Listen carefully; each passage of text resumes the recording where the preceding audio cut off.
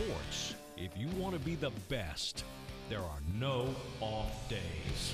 This is the No Off Days podcast, the NODPOD. Chris Cato to my left, BK in the booth. I am a stuffy and nasally Scott Smith. I don't know what's going on. I feel great, but you can tell, right? You sound okay. I mean, you don't quite have your normal baritone. You are a little upper register today. What is it? Allergies? It's the Nose Off Days. The Nose Off Days podcast. The snod pod. I don't know. Do you have allergies? Is there a pet dander? Something like that? No, I do have a new pet, but I'd like to blame him. I blame him for a lot of things, but not the way I'm speaking currently. What is he? I feel like you don't want to mention his species. You just talk about him. Is it a pig? Is it a what? He's a golden doodle. Okay. Yeah. Oh, wait. Yeah, those are hypoallergenic. You can't blame pup. him. No, I know. It's not his fault. But eating everything and going number 2 all over the place, that is his fault. And so I could blame him for that. He's doing that. That has nothing, mostly him. Okay. I like to do, like, when I get nasally, what I like to do is the neti pot. Have you done the neti pot? I have done it, yeah. I don't like it, but I've done it. Oh, I love it. It's like a internal bath. It's so weird to me. Yeah, it's like going for a rip-roaring ride down the rapids. But the problem is that, like, it makes you more nasally. It makes the problem worse. It kind of clears you out, but, I don't know. Let's do it. Let's do it on the show here. Do you have any homeopathic remedies that I can do that won't make me drowsy so I can get through the show? I don't know, but the neti pot thing freaks me out because you just realize how connected our passages are. Like everything up here is just all running together, right? Like it gets to our brain. That's how stuff gets in your brain. Well, yeah. I mean, you hear horror stories of like the amoebas. Some type of yeah.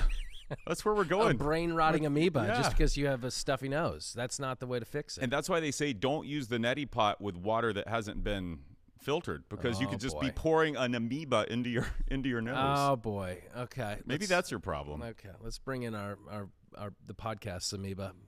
Brian King. The neti pod. Just kidding. BK, you're not an amoeba. I didn't know how to transition out of that. That was quite well. Yeah.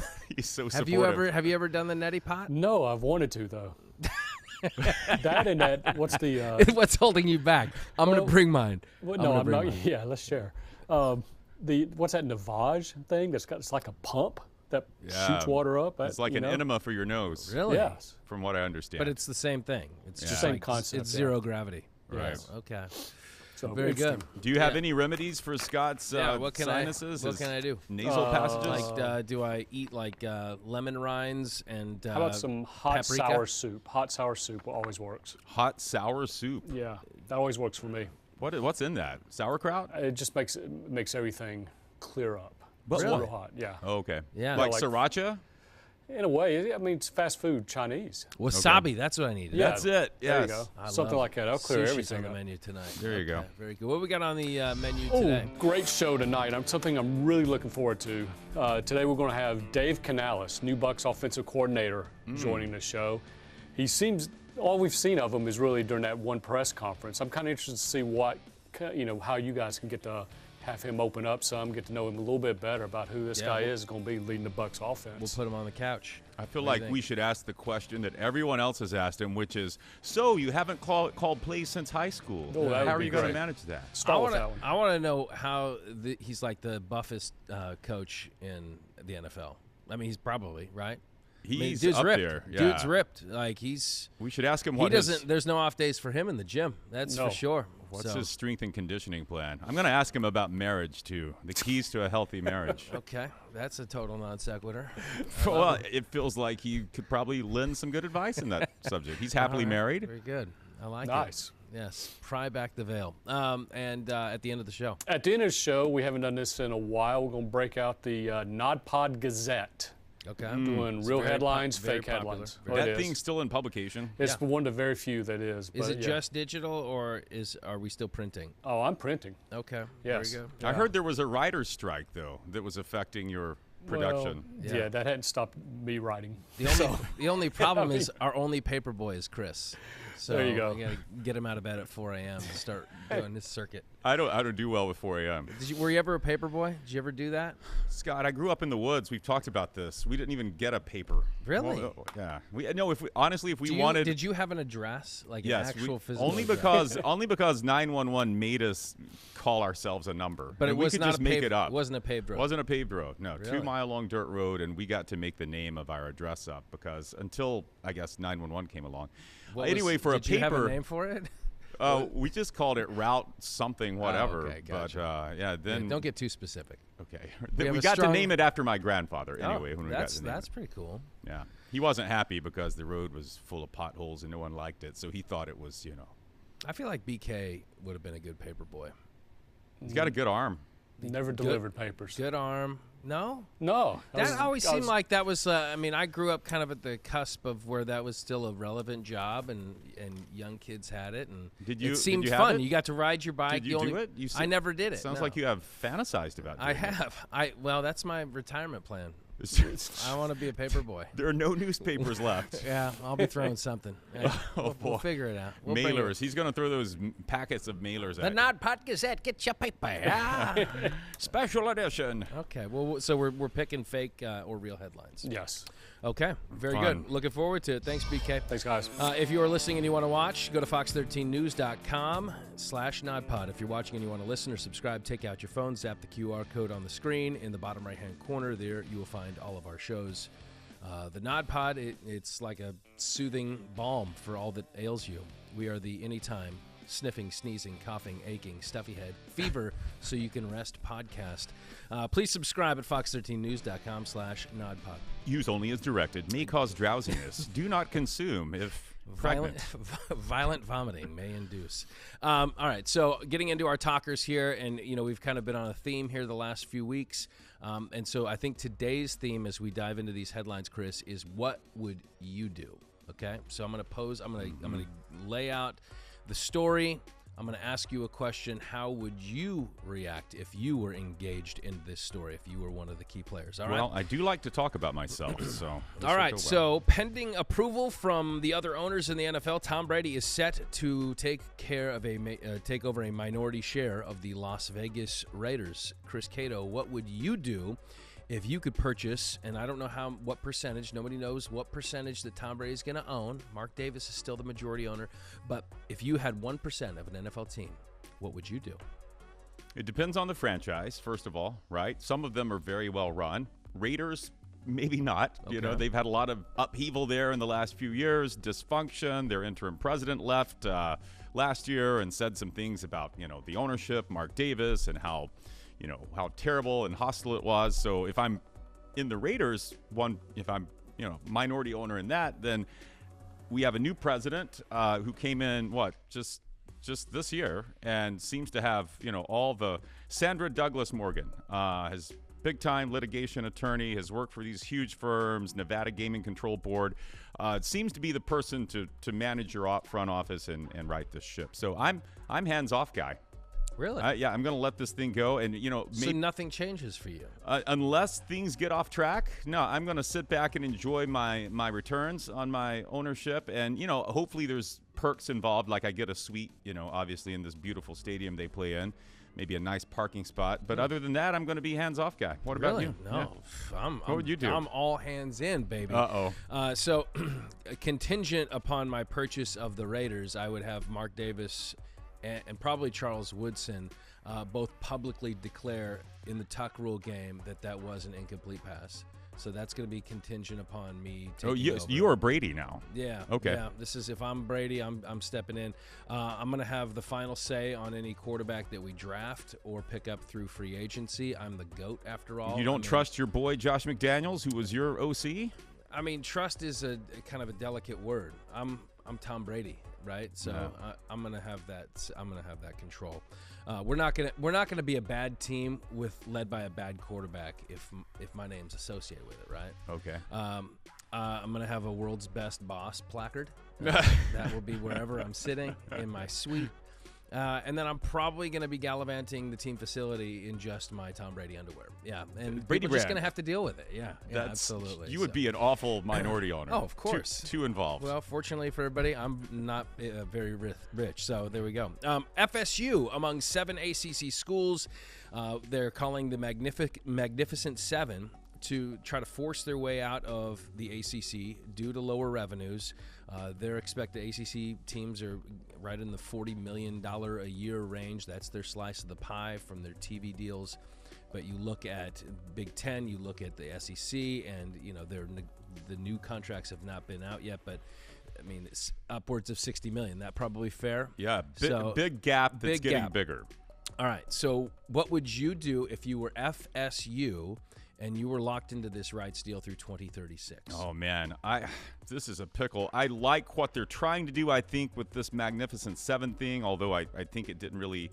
Last week they had their spring meetings. All of the teams, all of the schools' presidents meeting down in Florida and spending probably a lot more money than they need to spend, considering the distribution revenues you just told me about there.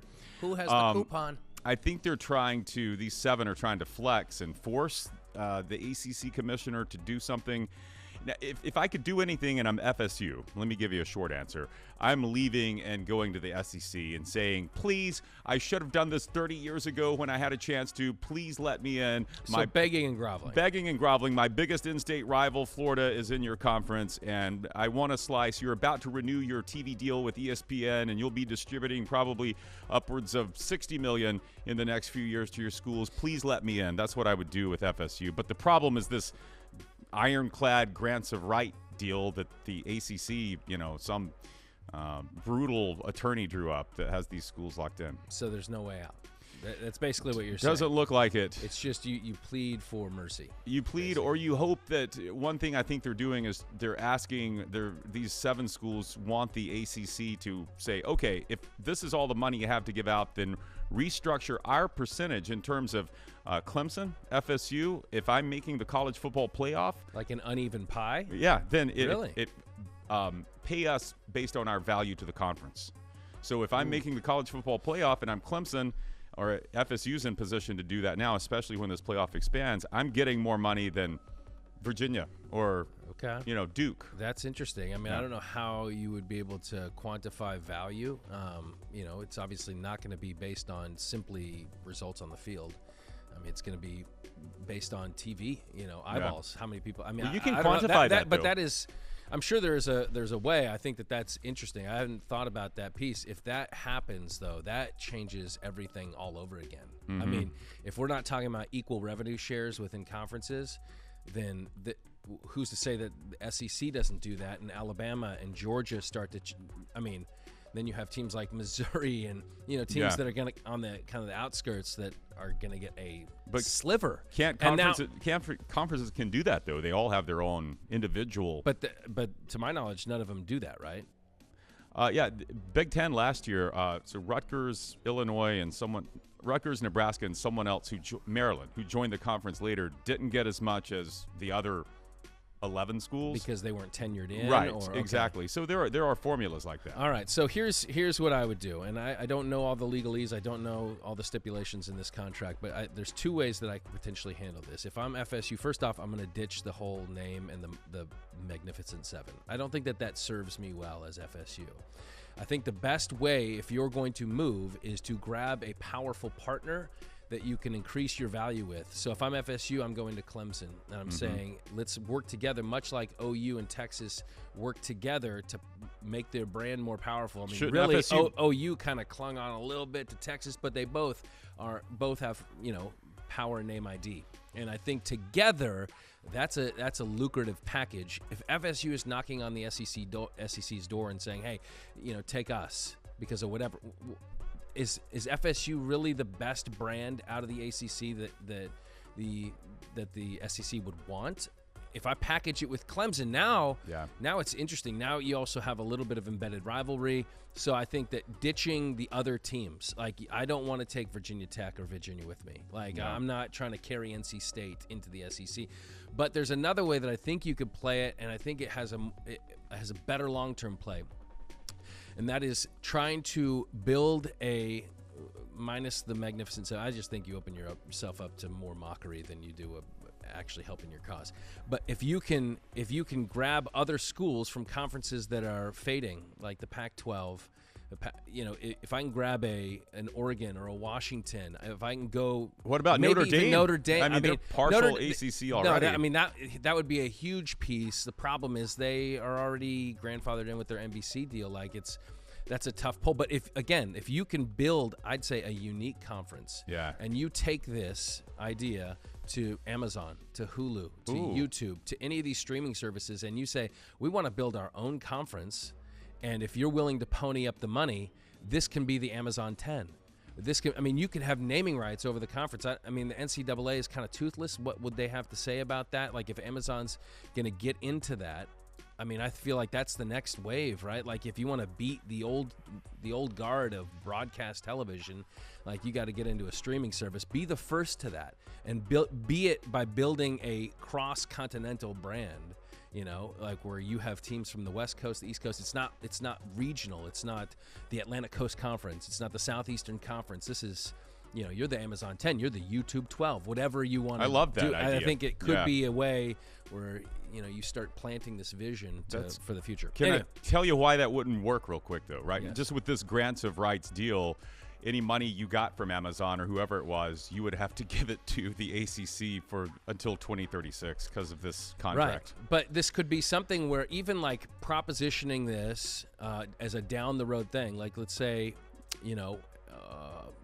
let's target 2037. So you're saying that this is a flex move? This is It's saying, okay, that's fine. We'll honor our deal for the next decade. Yeah. But this is what we're doing next. Gotcha. And I think that the pressure from that, and it'll get other networks kind of thinking on that same page. And if you go to Peacock, presumably you got Notre Dame, right? Yeah. So I think that could be a potential play. Good. Michael Block, of course, the name we all know now from the PGA Championship this last weekend, finishes in the top 15. He is a club pro. He is a golf instructor. He buries a hole-in-one on the 15th par 3 in the PGA Championship, and by virtue of that, he essentially qualifies for next year's PGA Championship by cracking the top 15. An incredible story. It took more headlines than Brooks Koepka actually winning the championship itself. Here's my question to you, Chris. What would you do if you sank your first career hole-in-one in a PGA Championship to lock up an appearance for next year's PGA Championship, and, oh, by the way, pocketing just shy of $300,000? How would you celebrate? Because I thought Michael Block's celebration was very humble. It was very understated. It was almost like, I've been here. What would you do? Yeah, well, there are two parts to that. The immediate celebration is you want to act like you're, you've been there before. Yeah, you're next to Rory McIlroy. But it would be hard not to take my shirt off and whip it around, wave it around my head like a helicopter, and then jump in some water. It would be difficult. Find the nearest pond. It was crazy, the trajectory, the angle of that shot. How could it go into the cup and not bounce? It's like barely touched just the lip. Steph Curry 3 from 60 feet out where the net doesn't move. I don't think I've seen that. Like a par 3 hole-in-one on the fly, no bounce. I've seen it hit the stick. I've seen it bounce, obviously, and roll. I don't think I've seen that. Yeah. Have you seen a hole-in-one in person? Oh yeah. Okay. Have you hit a? So actually, I back in the day, I was manning a hole for a golf event, and there was a giveaway for a car. Oh. I don't know what it was. It was a very nice car. If you hit the hole in one, you win it. And so my only job was to sit there and just to monitor and make sure had that one if it job. happened, I was a witness to it. And all of a sudden, I get distracted. I'm bored out there. I was probably checking my phone, and I see the guys at the tee box. They're all celebrating. They're going crazy. Oh, no. I'm like, what is going on? They get in their cart. They drive up. They say, did you see that? Did you see that? Oh, my gosh. Oh, no. And I think they're pulling my leg. I'm totally oblivious to what's going on here. And they walk up. They reach in the cup. They pull out a ball. Oh, and I'm thinking, did he just put it in and pull it out? And I'm questioning him. Like, I didn't see it. Like, what are you talking? And they're just furious with me. What are you talking about? That's your only job, dude. And I'm like, I know. No, this is hurting me too. And so, but it turns out, and they were very gracious once they admitted that they had a pro in their group. They had a club pro in their group. He was the one that hit the shot, thus disqualifying them from the car. biggest relief I've probably felt in a long time. What would you have done if it hadn't been the Club Pro? I don't know. To this day, I don't know. Your options are this. I feel like I would have been pressured to say, yes, I saw it. Yeah. I think you would have had to lie, because what's the alternative? You didn't do your job, and by the way, are you on local news? Are you the local? Yes, sport? Okay, I was there as kind of like the celebrity. the celebrity so guy. They would. Oh, it was this horrible. would haunt you for the rest of your career. I know. So I'd rather be. I guess if I were going to make a mistake, I'd rather side on the folks that made the incredible shot potentially, or got the car, rather than if the car lot loses a car, right. It's not the end of the world. They've already written it off anyway. But right? if this guy makes the shot of his life and he doesn't get a car because I'm an idiot and I'm checking my phone, that to me, that's worse. So oh boy, I don't know. I'm glad you didn't have to make that. So a PGA pro hit the. Was it Michael Block? Was this? Was he? It could have been. I mean, he's 46, 47 years old. Maybe he could have been that guy. Well, that's wow. What a pickle you were in. Yeah. But short answer, if I'm him, I'm celebrating like someone should not celebrate in the PGA Championship. Yeah. And then secondly, long-terming it, I'm going to enjoy my 15 minutes of fame. And I think he's going to have longer than 15 minutes of fame, but I'm going to seize on this 60. opportunity that he has been presented, because he's going to get to play, as you said, in next year's PGA Championship. Also, he's already been invited. He's playing this weekend in the Charles Schwab Challenge, and then the following weekend in Toronto. But so anyway, he's going to have a window here to make some money. Yeah. So here's what I'm going to do. I'm going to go to Live.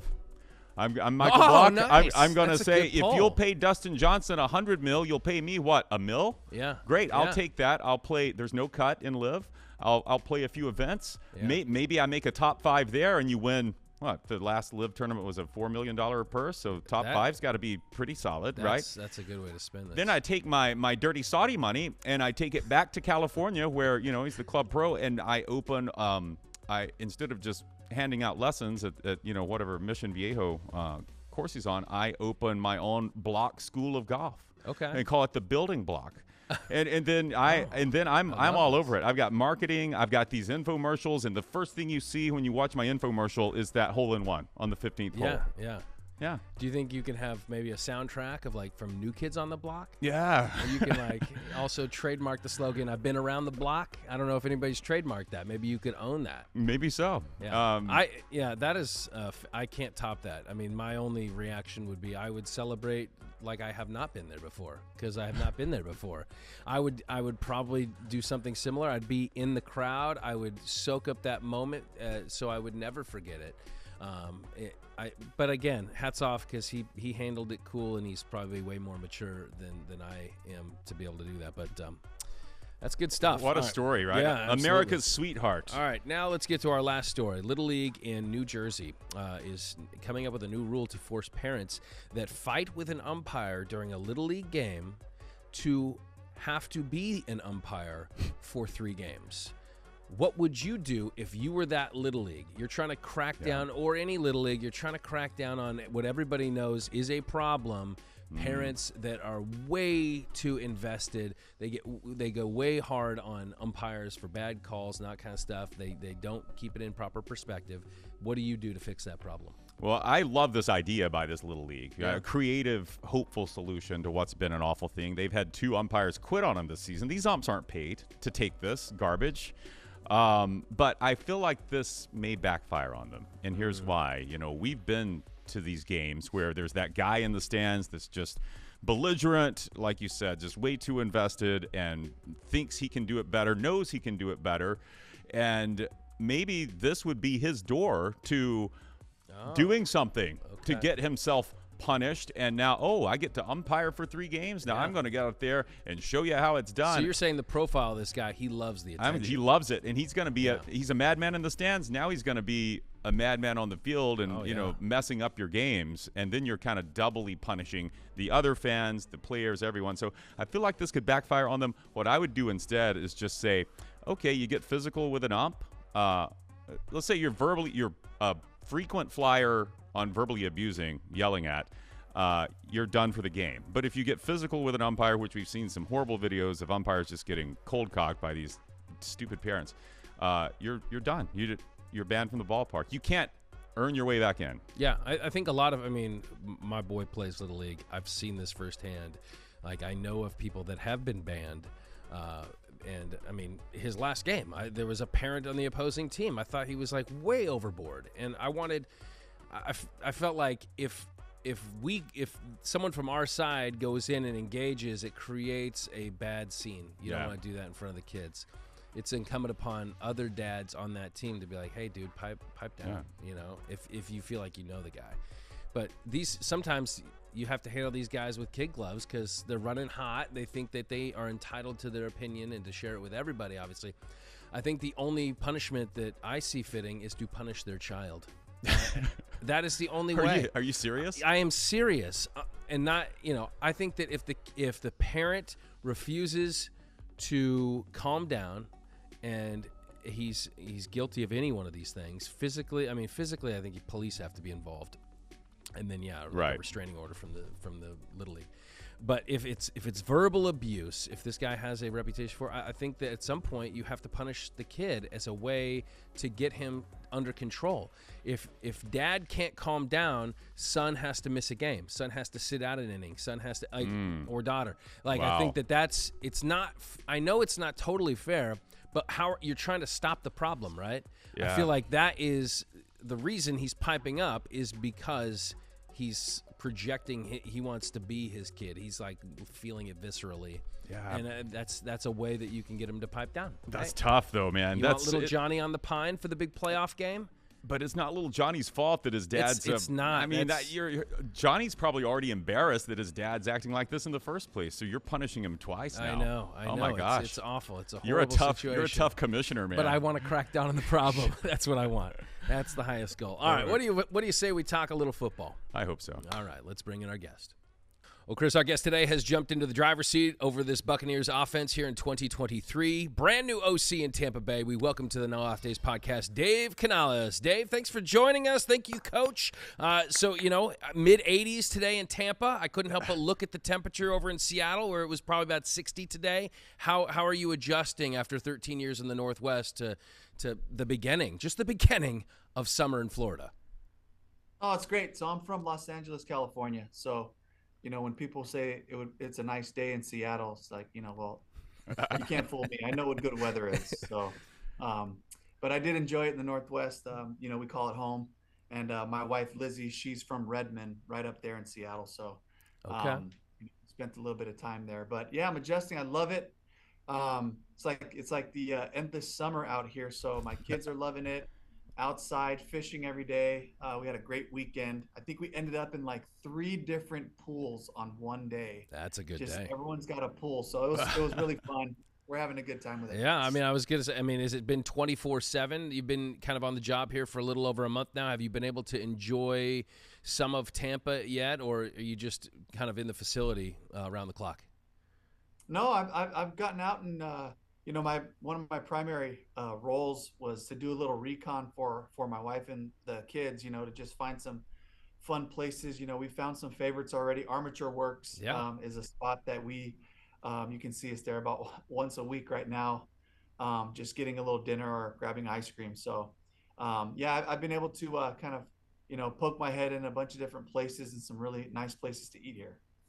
Well, that's the key is finding – there are a lot of good splash pads, too, I've learned. When you've got a little one and these humid summer days Not for adults. No, actually, there are a couple where you can put on the old rash guard and just run through the sprinklers with them, and people won't look at you like you're some weirdo either. That's no, you got to find – that's part of Florida living for sure. You got to find out where those are. When you're not scoping out fun things for the family to do, where are you right now, Dave? In fact, just before you jumped on here with us, you were in a meeting. Where are you guys right now in your planning?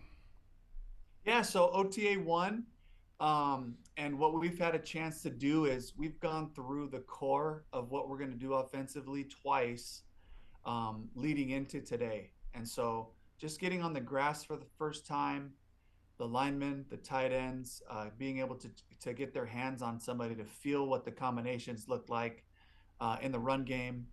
And then, for the wideouts to start to add a little bit of their stems going into a real secondary, getting off the grass. So, I think the critical part for us right away as a group is to all start speaking the same language about what techniques we're looking for with bodies in front of us.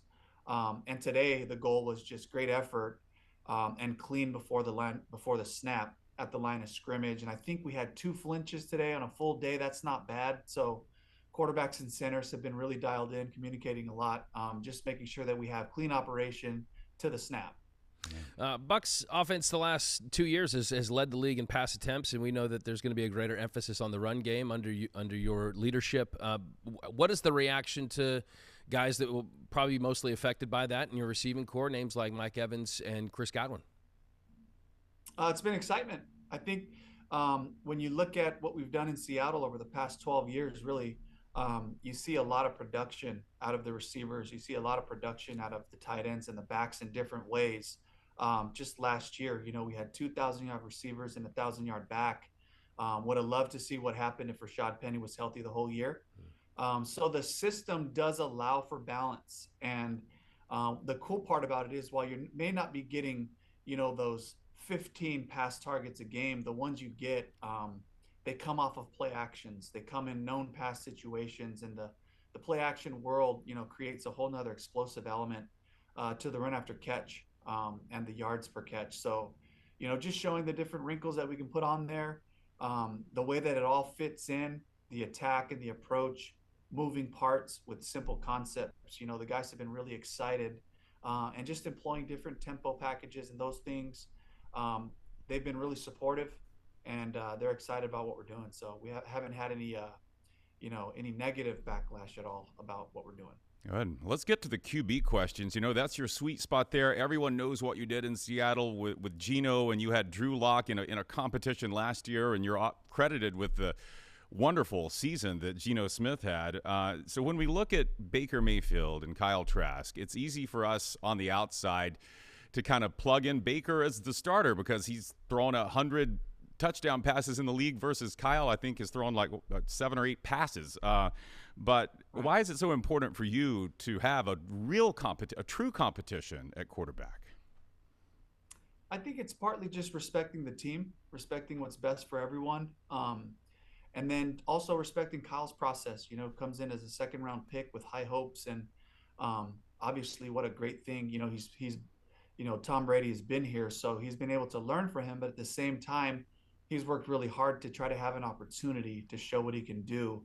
And on the flip side, too, I think Baker's, would he love to just be named the starter? I'm sure. But Baker also knows, this is his road back, too. And he's from Cleveland to Carolina to LA, he's been told no a couple of times. And so for him to be able to come out here to win the team over in his own right, to perform and to show them that he can be the caliber quarterback that he believes he can be, I think I owe it to both of them and the team to put the best guy out there. And I shared this in a press conference last week.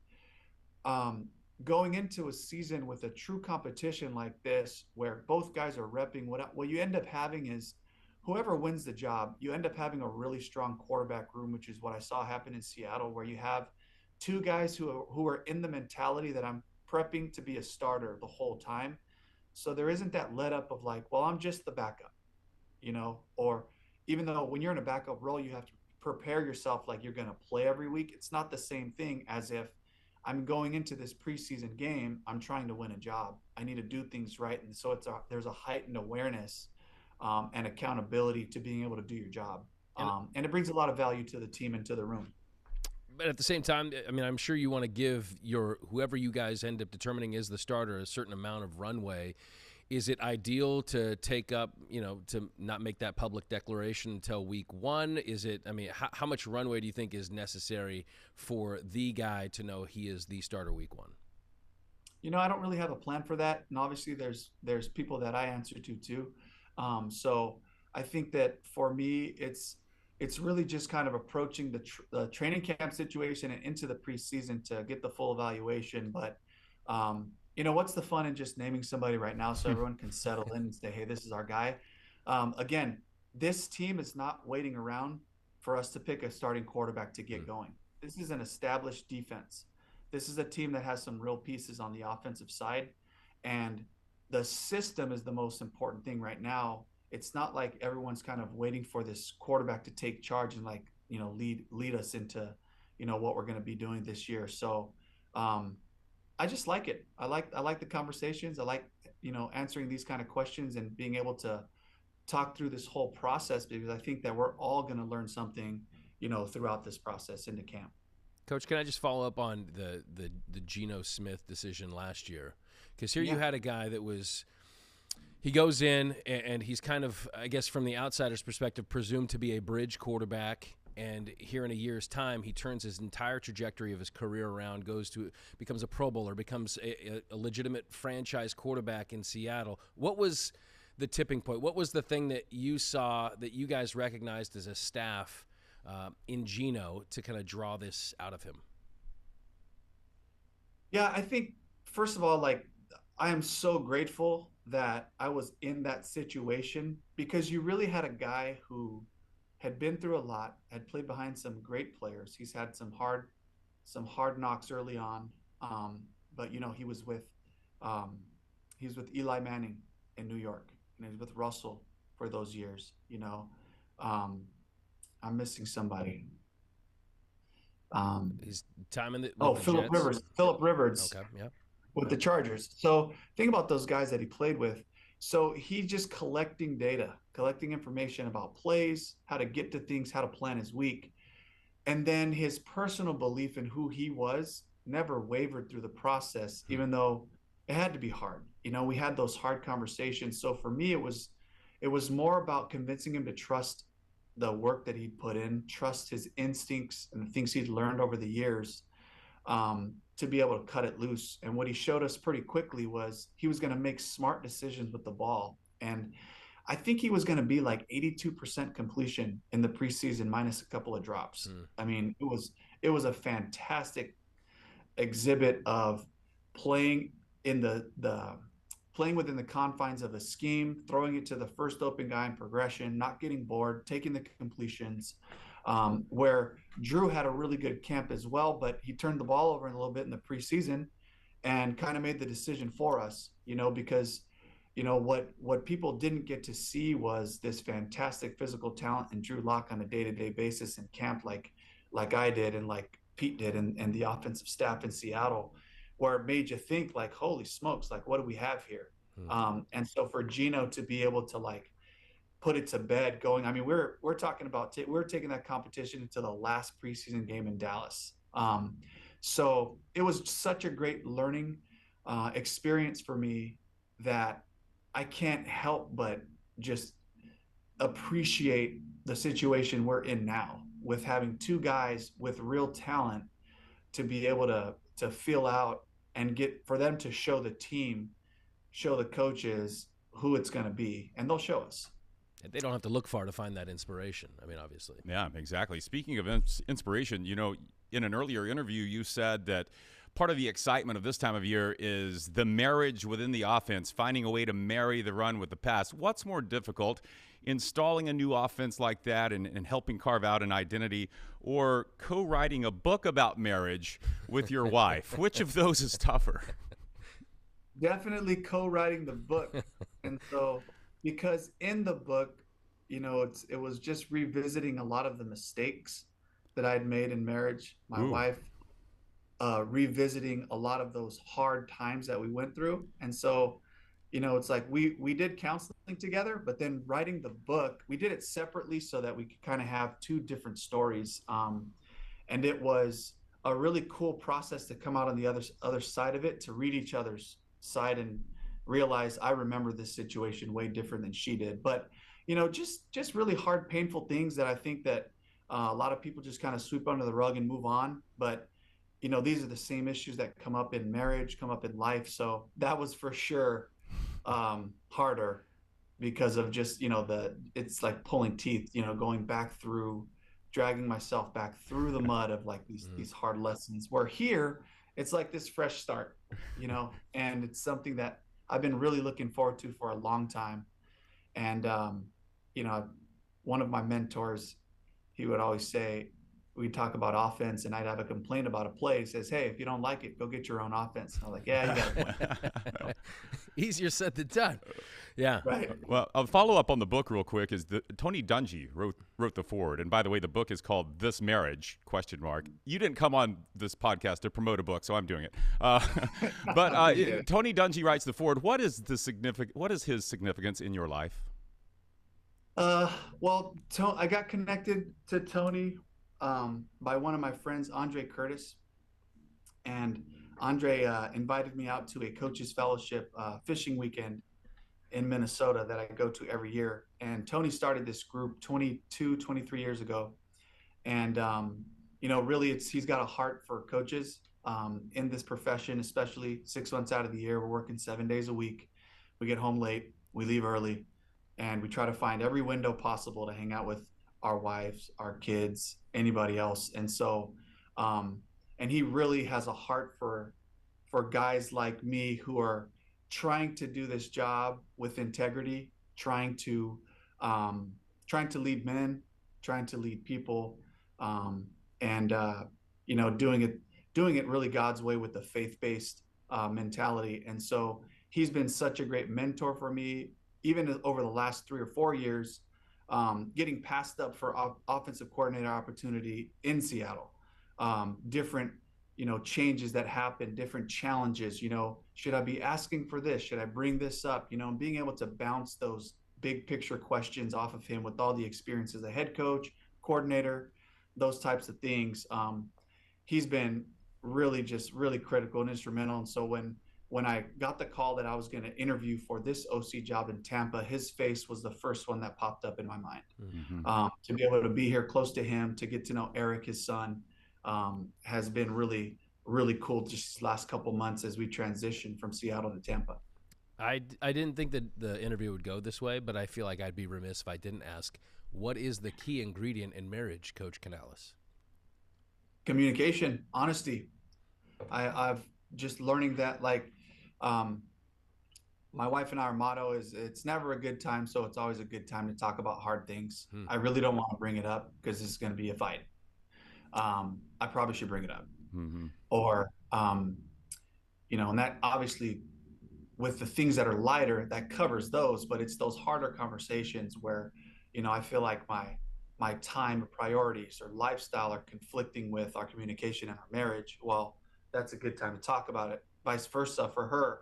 She's so loving and respectful with how hard this job is. She realizes how stressful this time has been, and she tries to be as sensitive as possible to when she brings things up, but there's just never a good time. So it could be on a Wednesday night, I got home at 10:30 or 11 o'clock at night, and she's like, before too much water gets under the bridge, can we talk about this? And so for her, having the courage to say, he really doesn't need to hear this. We need to talk about this. And for her to bring those things, she doesn't want to, but she's committed to it. I'm committed to it. And it has given her the green light, and vice versa, to bring those things up as they come up, not years later, where then there's just all of this unpacking and unraveling that you have to do, going back to different things that come up. So, well, Tony Dungy's, his reputation as a coach is really the formation of the whole person as he dealt with these young men coming out of college. So I think maybe, Coach, you need to slip that book in as mandated reading to some of your players here in the offseason, but I know they have a playbook to get to as well. I before you go, I noticed the Azusa Pacific helmet there on the background. That is where you starred as a wide receiver back in the day. Do you flip on the old game film to show Mike Evans and Chris Godwin what you did back then? Absolutely not. I was horrible. So I had one good season. That was my last year. But otherwise, I just really enjoyed football. So I was out there and run like crazy, and I'd get an A for effort, and I couldn't track the ball like these guys down the field. So I made my transition to coaching really quick. Yeah, I think you found your niche. You sure did. Yeah. Well, it's been great talking to you. Thanks for the time. Yeah. Thanks, Coach. Appreciate it. Yeah, thank you. Bucs offensive coordinator Dave Canales on the Nod Pod. Very good. That went a direction I feel like that was a holistic interview. You can always thank me for taking the interview off the rails. You thought we were going to talk about football, but no. It was appropriately taken off the rails. I appreciate that. We're talking about marriage. I kind of wish I'd read his book about 2 years ago.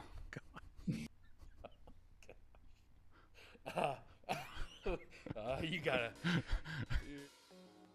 So let's bring in BK. BK, do you like that we kind of went a softer side with Coach Canales? That was different, right? It was different. I'm glad he opened up. Not a lot of coach speak. I mean, very, very thoughtful answers. That was a great interview. I think it may take this podcast in a new direction where we actually give people helpful advice. Can we do that? I don't know. Would anyone listen to us? We spent a lot of time bickering. Yeah. Well, anyway.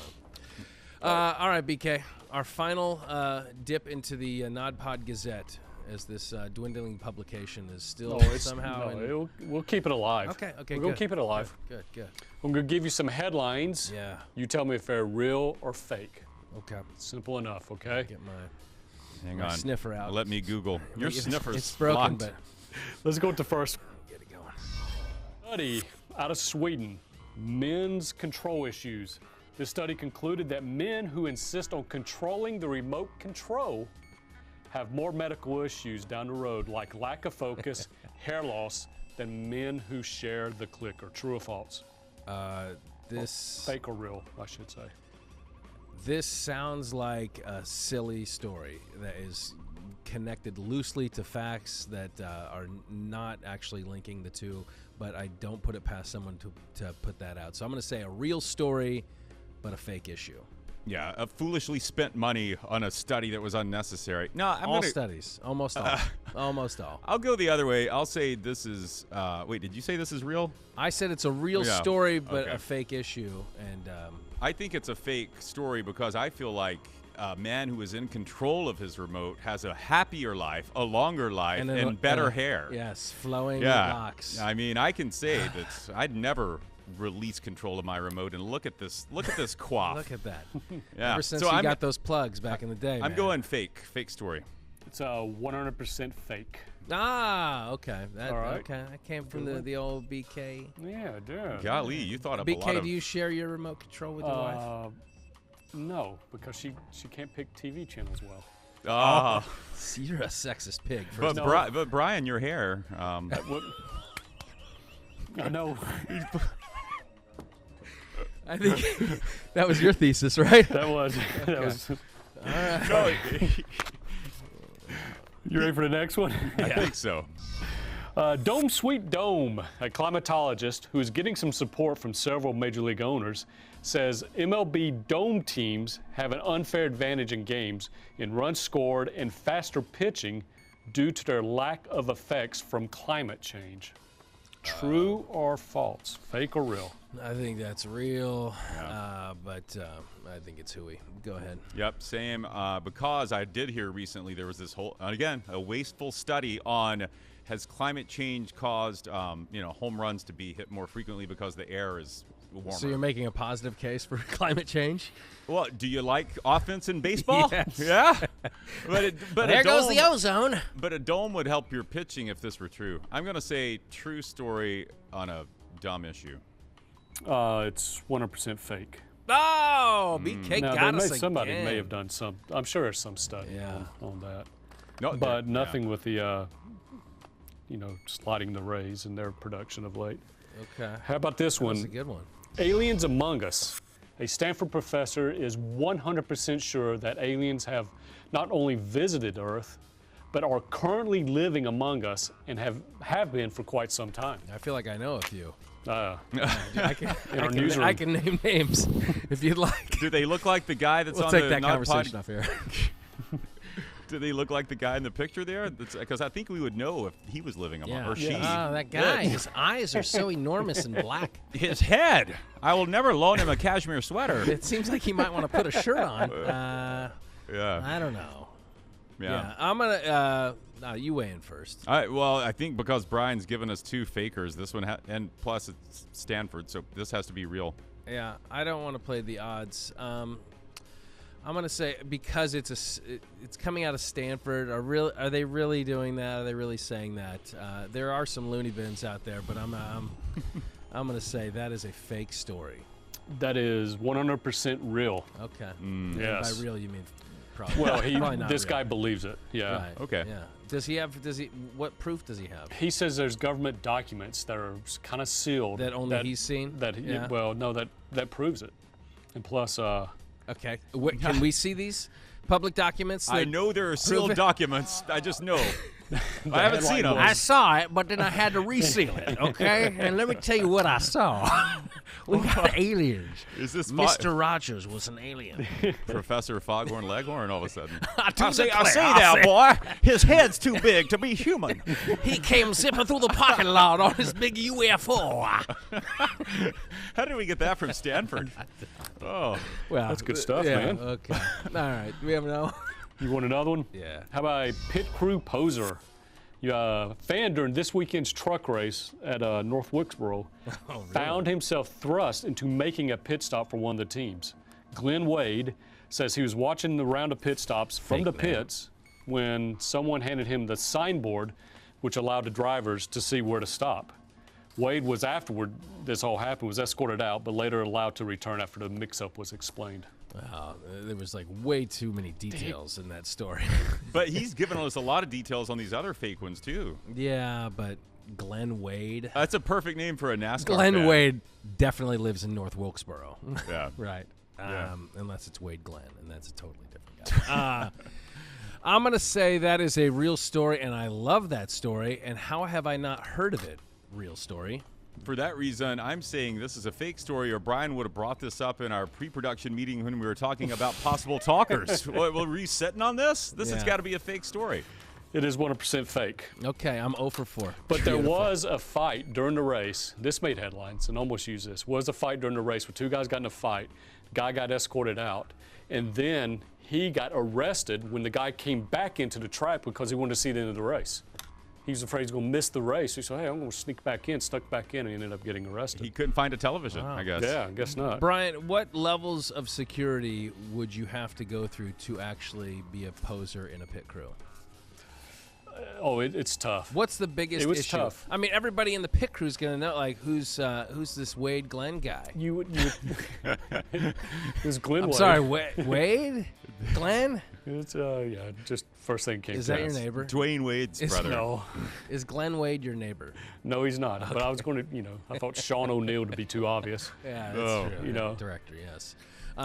Yeah, I think it would be difficult, right? You'd have to get through security, but they have people down there. I mean, fans have, pit passes. Years ago, Yeah, that's true. Years ago at Talladega, someone before the race hopped in the pace car and drove the pace car around. Wow. That's awesome. The track. The state troopers were chasing. There's video. It's a great video. Chasing this car, and they actually stopped him on the backstretch, drug him out, just like the cop show. Beat him mercilessly. Yeah, but he stole the pace car. And No one's catching me if I'm in that pace car. Well, you're you ain't getting me out of here before I do some donuts. Yeah, I know that's in happening. the infield. Yeah. All right. That was fun. That was fun. Yeah, the NODPOD Gazette. Go out and get it wherever publications are sold, which is nowhere right now, apparently. Brian works hard on that, though. We Yeah, appreciate no, him that was good. for his The creativity. graphics department. If you're only listening to the show, there's a whole element that you can see. Go back and look at that alien. It's weird. Yeah, and what Chris's shirt is that he's wearing right now. Look like he grabs it out of his dad's closet. Too many buttons undone on this baby. Squares. All right, very good. To watch full-length episodes of this here podcast, head to fox13news.com/nodpod or hit the QR code on the screen. You can subscribe on iTunes, Google Play, Spotify, and Stitcher. Get us every week in audio form. We also have some social media pages that, I don't know, NODPOD Gazette or our Facebook page. Fake news, real news, what gets updated more often? We should start putting the NODPOD Gazette headlines on our very seldom looked at That would be good. social media, Yeah. and it might give us some traction. Do you think I could use this time to petition somebody to become a free worker for the NODPOD to be our social media guide? Glenn Wade, give us a call. Yeah. We know you're out there. You're a sneaky guy. You got some ideas up your sleeve. All right, very good. Big thanks to Dave Canales. Go get his book, This Marriage. Yeah. And then our crew, of course, Chris Cato, Brian King, Was Sean O'Neill directing today? Sean, let's give you credit either way. Chris on the jib. Everybody here at NODPOD headquarters. Until the next time we are on, there are no off days. We won't take one. No, we refuse. I need to give my nose an off day, though. You do. Navage that thing.